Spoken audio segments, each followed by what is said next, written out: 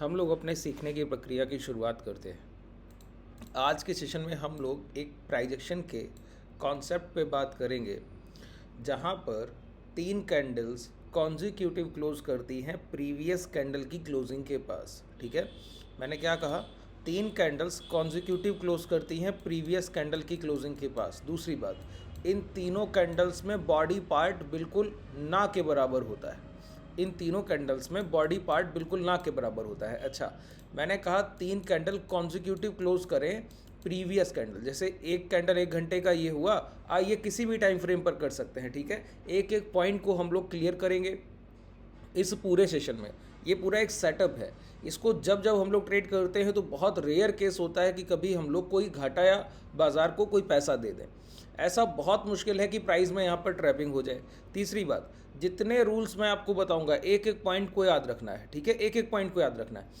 अच्छा, एक बात और यहाँ पर ध्यान रखिए, एक हम लोग पिछले सेशंस में डिस्कस करते आते हैं, वन टाइम वन माइंडसेट। ठीक है, एक समय पर एक माइंडसेट रखिए कि लॉन्ग करना है या शॉर्ट। वही यहाँ पर भी है। यहाँ पर ये जो सेटअप हम लोग यूज़ कर रहे हैं, ये बाइंग अपॉर्चुनिटीज़ के लिए यूज़ कर रहे हैं कि सिर्फ खरीदारी के लहजे से इसको यूज़ किया जाएगा। ठीक है, इस पूरे सेटअप को। तो इस सेशन को एंड तक देखिएगा। कोई भी पॉइंट अगर मिस होता है, वैसे मैं कोशिश करूंगा कोई भी पॉइंट मिस नहीं होना चाहिए। अगर हो जाता है तो आप इस सेशन को देखने के बाद कमेंट सेक्शन में बताइएगा कि कुछ रह गया क्या, तो उसको मैं अगले सेशन में ज़रूर मेंशन कर दूंगा। समझिए, तीन कॉन्जिक्यूटिव प्रीवियस कैंडल के पास की क्लोजिंग, जैसे 9:15 से 10:15 का पहला 1 घंटे का कैंडल क्लोज किया 100 रुपये के पास, तो अगले घंटे का क्लोजिंग 100 रुपये के आसपास ही होना चाहिए। वो 100 रुपये 50 पैसे हो सकता है, 99 रुपया 50 पैसे हो सकता है। उसके अगले कैंडल की क्लोजिंग भी इसी तरीके से, ये अगर 99 रुपया 50 पैसे है तो 100 रुपये ये दोबारा क्लोज कर दे, या 100 रुपया 50 पैसे कर दे। तो तीनों कैंडल्स की क्लोजिंग लगभग एक लीनियर लाइन में हो सकती है। दूसरी बात, ये तीनों कैंडल्स की रिट्रेसमेंट क्लोजिंग भी होती है। रिट्रेसमेंट क्लोजिंग की एक दूसरे की ओपन हाई लो क्लोज, एक कैंडल के 4 पार्ट होते हैं, तो सारी कैंडल्स की क्लोजिंग एक कैंडल, जैसे इस कैंडल का ओपन हाई लो क्लोज, इसी किसी पार्ट के अंदर जरूर हो रही होगी क्लोजिंग। ऐसे ही नेक्स्ट कैंडल की क्लोजिंग प्रीवियस कैंडल के OHLC के अंदर ही हो रही होगी। ठीक है, तो इस पॉइंट को ध्यान रखिए कि पिछले कैंडल के OHLC के अंदर होनी चाहिए, ये ज़रूरी है। अब इसी पॉइंट में यहाँ पे दो चीज़ें आती कि जो कैंडल क्लोज करेगा उस कैंडल में बॉडी पार्ट ना के बराबर चाहिए। अच्छा, बॉडी पार्ट ना के बराबर होने का मतलब क्या हुआ? हम लोग तो प्राइजेक्शन बहुत समय से सीख रहे हैं, कुछ नया तो है नहीं सर। तो अगर मैं आपसे पूछूं कि बॉडी पार्ट ना के बराबर होना चाहिए, इससे क्या लेना देना है? इससे ये लेना देना है, प्राइस पर बाइंग या सेलिंग का प्रेशर डायरेक्टली दिखना चाहिए।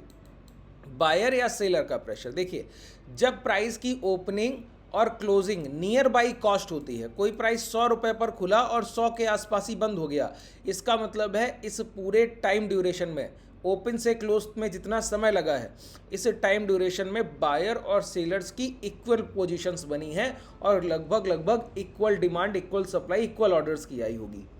बात क्लियर हुई? तो ऐसे में प्राइस पर प्रेशराइज फीलिंग आती है कि प्राइस में कोई बड़ा मोमेंटम हो सकता था, लेकिन जितनी भी खरीदारी हुई उतनी ही बिकवाली हुई, तो प्राइस पर एक प्रेशर बन गया। अब सोचिए, एक बड़ी खरीदारी, अगर 1 लाख रुपया मान लेते हैं एग्जाम्पल के तौर पर, ऐसे पैसे से, छोटे पैसे से कुछ होता नहीं, बस उदाहरण के तौर पर मान लेते हैं कि 1 लाख के बाइंग ऑर्डर्स आपके लगे और उस 1 लाख के बाइंग ऑर्डर से 100 रुपये का भाव 100 रुपया 50 पैसे जा सकता था, तो 50 पैसे का इंक्रीमेंट हो सकता था, लेकिन सामने से किसी सेलर ने उतने ही ऑर्डर्स शॉर्ट कर दिए, तो इसका मतलब क्या हुआ? 100 रुपये का भाव 100 रुपये पर ही रुक गया सर। आपने डिमांड क्रिएट की, किसी ने सप्लाई क्रिएट कर दी, तो लौट कर प्राइस 100 रुपये पर ही आ गया। अब दोबारा आपको उतनी ही खरीदारी करनी पड़े 100 रुपये पे, फिर 1 लाख ऑर्डर्स आप डालें, तीसरी बार फिर आप 1 लाख ऑर्डर्स डालें, और ऐसे लगातार प्रेशर आता रहे। तो कोई भी बेच रहा है, जो भी वहाँ खड़े होकर बेच रहा है, उसकी पूरी क्वांटिटी किसी एक जगह एक्यूमुलेट तो हो रही है ना। आपने 1-1 लाख करके 3 लाख ऑर्डर्स यहाँ पर एक्यूमुलेट कर लिए। अब ये कोई बैड मनी, मतलब कि जो बेचना चाह रहे थे वो लोग अपनी क्वांटिटी रिलीज कर रहे थे, आप यहाँ पर डिमांड देख रहे थे, तो आपको 3 गुना क्वांटिटी खरीदनी पड़ी। जहां आप सिर्फ 1 लाख क्वांटिटी से डिमांड क्रिएट कर सकते थे, 3 लाख क्वांटिटी आपको पहले खरीदनी पड़ी। इसके बाद और क्वांटिटी एक्स्ट्रा खरीदनी होगी डिमांड को क्रिएट करने के लिए। यहां तो सिर्फ आपने डिमांड उतनी ला पाई है जितनी की सामने सप्लाई थी। बात क्लियर हुई? तो यहां पर बाइंग प्रेशर क्लैरिटी से दिखता है। इसी चीज को हम लोग प्राइजेक्शन में बोलते हैं कि किसी प्राइस का कहीं पर ठहराव एक जगह पर रुकना, जैसे 100 रुपये की ओपनिंग हुई एक भाव में, 1 घंटे बाद 100 रुपये 50 पैसे भाव क्लोज कर गया सर। अगले घंटे फिर प्राइस 100 रुपया 50 पैसे पर खुला तो 99 रुपया 50 पैसे क्लोज कर गया सर।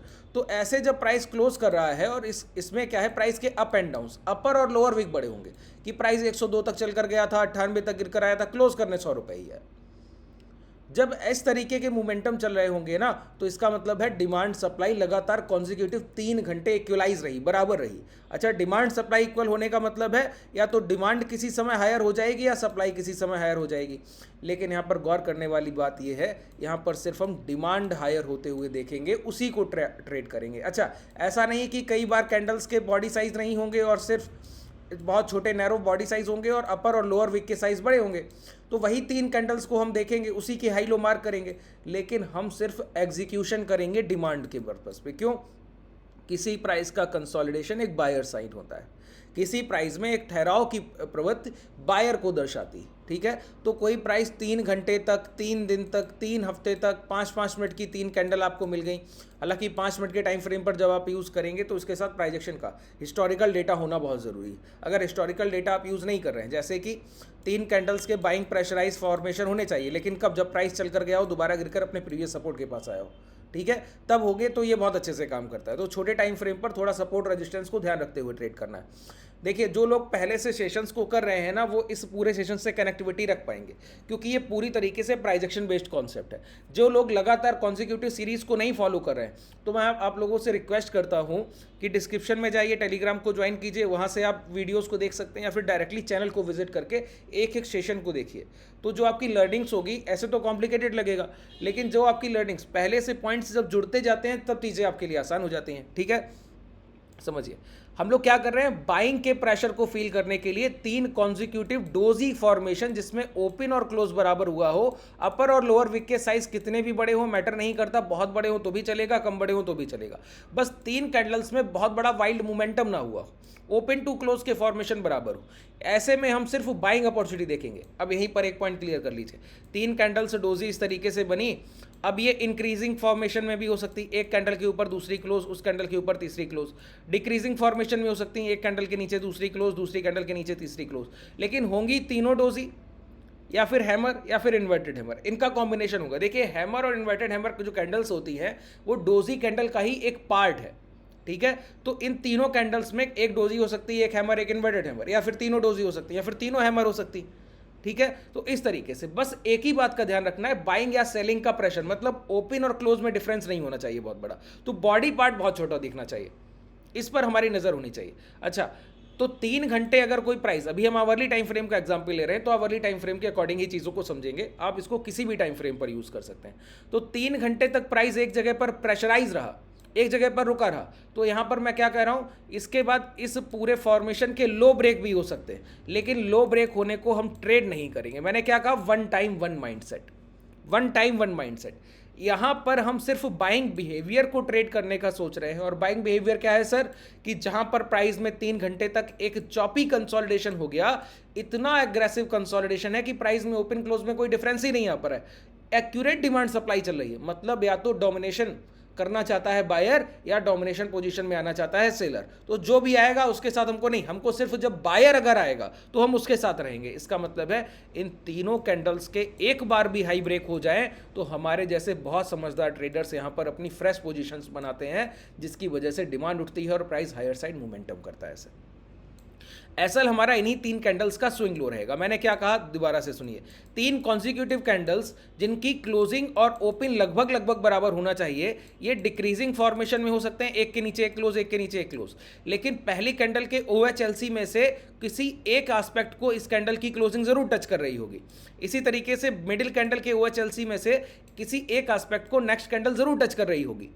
तो इस तरीके से, और इसी तरीके से इंक्रीजिंग फॉर्मेशन भी हो सकता है, और इसी तरीके से एक पैरेलल फॉर्मेशन भी हो सकता है। तो तीनों में से कोई भी फॉर्मेशन हो, हमको उससे नहीं लेना देना है। हमारा लेना देना है कि जिस कैंडल्स में बॉडी पार्ट छोटे रह गए हों, अपर लोअर विक बड़े हों या ना हो, दोनों चलेगा, ठीक है। तो वहां पर हम क्या फील करते हैं, बाइंग प्रेशर। देखिए, प्राइस को फील करना सीखिए सर। किसी ने 1 लाख क्वांटिटी बेचा, किसी ने खरीद लिया, किसी ने फिर बेचा एग्रेसिवली, किसी ने फिर खरीद लिया, किसी ने फिर बेचा, किसी ने फिर खरीद लिया। अब मतलब कुछ ना कुछ तो होने वाला है सर। हो सकता है 3-4 बार ऐसा और दोहरा हो कि ये बेचे ये खरीदे, ये बेचे ये खरीदे। तो एक जगह पर आकर डिमांड हायर हो जाएगी। तो इतना बड़ा एक्यूमुलेशन 1-1 लाख करके 7-8 लाख का हो गया, इतना बड़ा डिस्ट्रीब्यूशन 1-1 लाख करके 7-8 लाख का हो गया। तो मोमेंटम जिस साइड भी होगा एग्रेसिव होगा। यहाँ पर हमारा जो ट्रेड का पर्सपेक्टिव है ना, जो पूरा मोटिव है वो है रिस्क रिवॉर्ड रेशियो। इस पूरे फॉर्मेशन में जब भी आपको टारगेट मिलेंगे आप 1:3, 1:4 बहुत आसानी से ट्रिगर करेंगे। अगर किसी ट्रेड में आपका 50 पॉइंट का एसएल जा रहा है तो मान के चलिए वो ट्रेड आपको आसानी से 200 पॉइंट 150 पॉइंट तो बिना कुछ कहे हंस के देके जाएगी सर। ठीक है, क्यों? ये बाइंग का प्रेशर है, एक्यूमुलेशन का प्रेशर है। और मैंने कहा वन टाइम वन माइंडसेट, तो यहां पर कभी शॉर्ट की पोजीशन नहीं बनाएंगे, क्योंकि प्राइस का एक रेंज में फंस जाना मैक्सिमम नंबर ऑफ टाइम आप पाएंगे कि वहां पर सेलिंग नहीं आती है, प्राइस उन 3 कैंडल्स के कॉन्जिक्यूटिव लो ब्रेक नहीं करता। या अच्छा, यहां पर कॉन्जिक्यूटिव 3 कैंडल्स के लो बने हो तो वो ठीक है, इसके पहले अगर जस्ट पहले कोई स्विंग लो लगा है तो उसको मार्क करके हमको शॉर्ट करना होता है। हालांकि शॉर्ट हम सीख नहीं रहे, लेकिन यहां पर अगर प्राइस इस तरीके से रुका है तो इन 3 कैंडल्स के हाई नहीं मार्क करेंगे, यहां पर कोई स्विंग हाई लगा होगा, अगर वो स्विंग हाई वैलिड है तो उसी स्विंग हाई पर लॉन्ग करेंगे। ठीक है, इन तीनों कॉन्सेप्ट को जरा एक साथ समझते आइए। प्राइस में चलते हैं, एक एक पोजीशन को बहुत ध्यान से रिलेट करते हैं। यहां पर इन कैंडल्स को देखिए। ठीक है, इन 3 कैंडल्स को देखा, समझ आया कि यहां पर ये बाइंग प्रेशर, प्राइस गिरता हुआ प्राइस है, लेकिन आप 3 कैंडल्स के फॉर्मेशन को देखें तो आपको पता लगेगा इसमें बॉडी पार्ट ना के बराबर अपर लोअर विक का साइज है। तो जहां पर नगड़ बॉडी पार्ट रह गए कैंडल्स में, वहां पर बाइंग प्रेशर को समझने लगी है। देखिए तेजी से प्राइस गिरा था, धीमा हुआ, अब डिमांड सप्लाई इक्वल हो गई। एक रिट्रेसमेंट, गिरते हुए प्राइस में डिमांड सप्लाई इक्वल हो रही, मतलब डिमांड उठना चाह रही। और हम पहुंच कहां रहे हैं जरा देखिए, हम पहुंच रहे हैं एक सपोर्ट एरिया के पास। बिल्कुल क्लियर दिख गया कि ये डिमांड एरिया, बस हमको क्या करना है, ट्रिगर प्राइस पर अपनी पकड़ बनाकर रखनी। इन 3 कैंडल्स के हाई मार्क कर दीजिए। एक सिंगल कैंडल इस हाई के ऊपर क्लोज कर दे, ये कैंडल क्लोज किया, यहां पर इस कैंडल के हाई ब्रेक होकर ब्रेकआउट वैलिडेशन हो गया। यहां पर आप ट्रेड करते, वो तो इवेंट सेशन था तो सर न्यूज़ बेस्ड बाजार कहा जाएगा, ये कोई प्राइजेक्शन का इंपैक्ट नहीं है जो ये इतना प्राइस सेल कर गया है। लेकिन अगर आप इसको कंसीडर करें तो आपको समझ आएगा कि मोमेंटम कितना इंपैक्टफुल मिलते हैं। ठीक है, इस पॉइंट को ध्यान रखिएगा। दोबारा आइए, एक और रीजनेबल कोई एग्जांपल लेते हैं। ऐसे हम 3 से 4 एग्जांपल ले लेंगे, फिर आपको कभी तकलीफ नहीं आएगी। ठीक है, मैंने क्या कहा, अगर यहां पर इन कैंडल्स के लो ब्रेक हो जाते तो शॉर्ट नहीं करते, लेकिन हाई ब्रेक हुआ है तो एक जगह प्राइस का ठहराव हम मानते हैं बायर्स का कंसोलिडेशन बिहेवियर होता है। तो उस कंसोलिडेशन बिहेवियर से हम सिर्फ बाइंग अपॉर्चुनिटीज की तरफ देख रहे हैं, सेलिंग अपॉर्चुनिटीज की तरफ बिल्कुल नहीं देख रहे हैं। यहां पर इन 3 कैंडल्स के फॉर्मेशन एक साथ देखिए। ठीक है, 3 कैंडल्स एक जगह आपने देखी, इनके हाई मार्क कर लीजिए। नेक्स्ट कैंडल में ही इनके हाई ब्रेक हो गए। जैसे ही अच्छा अगली 3 से 4 कैंडल ये हाई ब्रेक ना हो, प्राइस रुका रह जाए तो वेट करेंगे, जब ये हाई ब्रेक होंगे एग्जीक्यूशन तभी होगा। प्राइस यहाँ पर लो ब्रेक करके गिर जाए तो वेट करेंगे। देखिए अगर 100 बार इस तरीके की 3 कैंडल्स बनती हैं तो 80 बार हाई ब्रेक होता है, 20 बार लो। जो 20 बार लो ब्रेक होगा वो स्किप करेंगे, वहाँ आपको कोई ट्रेड अपॉर्चुनिटी बना ही नहीं है। बात क्लियर हो रहा है? कोई प्राइस कहीं पर कंसोलिडेशन कर अगर लो ब्रेक करके जा रहा है तो मानना होता है प्राइस दोबारा लौटकर उस रेंज में आएगा जरूर। अगर तुरंत लौट कर आ गया तो आपकी तो ट्रैपिंग हो गई सर। और मैंने क्या कहा, 100 में से 80 बार प्राइस हाई ब्रेक करेगा तो प्रोबेबिलिटी ऑफ प्रॉफिट यहीं पर आपकी ज्यादा है, तो प्रोबेबिलिटी ऑफ प्रॉफिट जो हायर है उसी को ट्रेड करना है। इसीलिए मैंने कहा वन टाइम वन माइंडसेट, एक एक कॉन्सेप्ट को क्लियर कर रहा हूं, कोई भी पॉइंट ऐसा नहीं रहेगा जो आपसे मिस रह जाएगा। एसएल आपका इसी जोन के लो के नीचे रहने वाला है। यहां पर आप अपनी पोजीशन लेते हैं, ये आपके सामने देखिए मोमेंटम है। बात क्लियर हो रहा है? इस तरीके से जरा अभी मैंने एक बात आपके सामने दोहराई कि अगर कोई 3 कैंडल्स एक जगह पर बने, अगर उनके लो ब्रेक हो गए तो हमारा मानना है प्राइस लौट कर जरूर आएगा। अब वो थोड़े गिरावट के बाद आए या तुरंत आ जाए, तुरंत आने की संभावना भी रहती है, थोड़ी गिरावट के बाद भी आने की पूरी संभावना रहती है। ठीक है, इसका एक एग्जांपल देखते हैं। इन 3 कैंडल्स के साइज देखिए, या इन 3 कैंडल्स के साइज, प्राइस ने इनके हाई तो ब्रेक नहीं किए, लेकिन इसको टच करके डाउन साइड मोमेंटम करने लगा तो प्राइस तुरंत लौट कर आया, हाई ब्रेक करके गया। बात क्लियर हुआ? तो इसीलिए मैंने कहा शॉर्ट करेंगे तो आप बहुत बड़ा टारगेट नहीं रख पाएंगे, लॉन्ग करने पर यहाँ पे आपके रिस्क रिवॉर्ड रेशियो 1:3। अब यहाँ पर कितना छोटा आपका एसएल है बताइए, और टारगेट आपके सामने क्या रखा हुआ है? यहाँ पर कितना छोटा आपका एसएल है बताइए, और टारगेट आपको जो मिला है वो क्या है सर, है ना? तो मैंने क्या कहा, 1 के बदले 4, 1 के बदले 5 रुपए आसानी से ट्रेडर्स कमाते हैं। ठीक है, तो इन्हीं कॉन्सेप्ट को ध्यान रखना। जैसे यहाँ पर देखिए 3 कैंडल्स बनी, इनके हाई ब्रेक नहीं हुए तो हमको कोई अपॉर्चुनिटी नहीं मिला सर, मिलता तो ट्रेड करते। बात क्लियर हो रहा है? यहाँ ये 3 कैंडल्स बनी एक साथ, लेकिन इसके हाई ब्रेक नहीं हुए तो अपॉर्चुनिटी नहीं मिला, मिलता तो ट्रेड करते।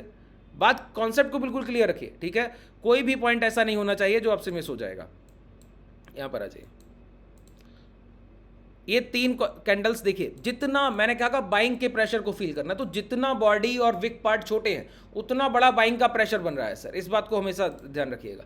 अब यहां पर इन 3 कैंडल्स के प्राइस ने देखिए गैप डाउन किया, नेक्स्ट कैंडल में प्राइस ने गैप डाउन किया और गैप डाउन करने के बाद, ये छोटा मोटा गैप डाउन नहीं था, 48,100 के आसपास की क्लोजिंग थी, 48,200 177 के आसपास की, प्राइस खुला है 47,800, लगभग 300-400 पॉइंट के गैप डाउन के बाद पहले घंटे में कवर किया। कितना बड़ा बाइंग प्रेशर दिखता है, ठीक है। एक्यूमुलेशन क्या है, प्राइस जितना ज़्यादा एक रेंज को जितना नैरो रेंज बनाएगा, जितना प्राइस पर प्रेशर फील होगा। अच्छा, एक रेंज इतना बड़ा है पैरेलल रेंज, उसमें प्राइस में मोमेंटम आएगा लेकिन बहुत शार्प नहीं आएगा। एक रेंज इतना बड़ा है पैरेलल रेंज, ठीक है, तो प्राइस का मोमेंटम आएगा, बहुत शार्प आएगा। ये बॉलिंजर बैंड से भी हम इसको कैच करते हैं, जिसको हम प्राइस एक्शन में बॉलिंजर बैंड जब सीखते हैं तो जो मैं आपको सिखाता हूँ ना, बॉलिंजर बैंड का स्क्वीज हो जाना, तो बॉलिंजर बैंड का स्क्वीज होना यही पार्ट है कि जहां पर रेंज नैरो हो गई, तीनों लाइन पैरेलल आ गई, एक रेंज में आ गई और रेंज बहुत छोटा हो गया, बॉलिंजर बैंड ऐसे संकुचित हो जाता है, पूरी तरीके से एक स्प्रिंग की तरह रोल करता है। फिर जब बॉलिंजर बैंड में स्क्वीज होता है ना, संकुचन होता है, उसके बाद वो खुलता है। खुलता क्या, जब प्राइस बॉलिंजर बैंड का अपर विड्थ या लोअर विड्थ ब्रेक करेगा, अपर विड्थ ब्रेक करेगा तो मोमेंटम बहुत शार्प होता है, ठीक है। बॉलिंजर बैंड पर अगर आप बताइएगा तो मैं एक डेडिकेटेड सेशन बॉलिंजर बैंड के स्क्वीज होने को लेकर कर दूंगा, बहुत चीज़ें वहाँ पर सीखने लायक हैं, ठीक है। कमेंट सेक्शन में बताइएगा अगर आप चाहते हो। देखिए यहाँ पर प्राइस ने रिटेस्ट किया, आपके सामने मोमेंटम है, यही स्विंग लो आपके एसएल, बहुत क्लैरिटी से ट्रेड कीजिए, कभी आपको कोई तकलीफ नहीं आने वाली, ठीक है। जितनी बार आप ऐसी कैंडल्स के फॉर्मेशन देखेंगे आपको दिखेगा कि इसी तरीके को मोमेंटम आते दिखते हैं और कुछ भी नहीं। 3 कैंडल्स के बस फॉर्मेशन देखिए, ये 3 कैंडल्स हैं, यहाँ पे 2 कैंडल्स में बॉडी पार्ट बहुत छोटा, जैसे इन कैंडल्स के हाई ब्रेक हुए लॉन्ग कर सकते हैं। यहाँ पे ये 3 कैंडल्स हैं, जैसे इन कैंडल्स के हाई ब्रेक हुए लॉन्ग कर सकते हैं। जितनी बार आपको ये मौका मिले उतनी बार ट्रेड कीजिए, ठीक है। अब मैं आपको ऐसे कई सारे एग्जांपल्स दिखा दूंगा, लेकिन अब आप बैक टेस्ट और डाटा को देखिएगा जाकर, तो और डाटा चेक करेंगे तो आपका और बेहतर कॉन्फिडेंस बनेगा। और मैं बोलता हूँ लाइव मार्केट में जाकर इन पूरे कॉन्सेप्ट को ट्रेड कीजिए, तब आपको समझ आएगा जो आप सीख रहे हैं यहाँ पर इस सेशन में ये कितना वर्थ इट है, ठीक है। कोई भी डाउट रह गया हो तो मुझे नीचे कमेंट सेक्शन में बताइएगा। अगर आप हमसे जुड़ना चाहें तो डिस्क्रिप्शन में आपके पास टेलीग्राम और व्हाट्सएप कम्युनिटी के लिंक है, ठीक है। और जितना हो सके अगर आपको सेशन पसंद आए तो इसको लाइक ज़रूर कीजिए। धन्यवाद।